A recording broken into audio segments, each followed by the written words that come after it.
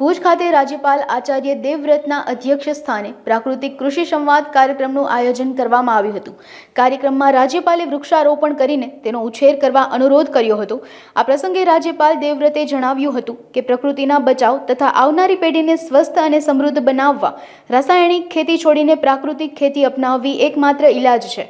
તેમણે કચ્છમાં અત્યાર સુધી 44,000થી વધુ ખેડૂતો પ્રાકૃતિક ખેતીમાં જોડાયા હોવાથી અભિનંદન આપતા જણાવ્યું હતું કે પ્રાકૃતિક ખેતી ઝીરો બજેટ ખેતી છે। તેનાથી જમીન ફળદ્રુપ બનતી હોવા સાથે જ પાણીની ખપત ઘટે છે અને ઉત્પાદન સમય સાથે વધે છે।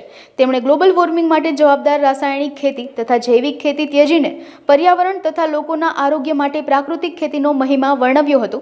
વધુમાં તેઓએ જણાવ્યું હતું કે આજના સમયમાં રાસાયણિક ખાતરોના વધતા જતા પ્રમાણ સાથે કેન્સર જેવા રોગમાં પણ ઉછાળો આવ્યો છે। ત્યારે ઉપસ્થિત મહિલા ખેડૂતોને પ્રાકૃતિક ખેતીનો સંકલ્પ લેવા સાથે આ ખેતી અંગે જાણકારી મેળવવા પ્રાકૃતિક મોડેલ ફાર્મની મુલાકાત લઈને પ્રેરણા તથા માહિતી મેળવવા ખાસ ભાર મૂક્યો હતો।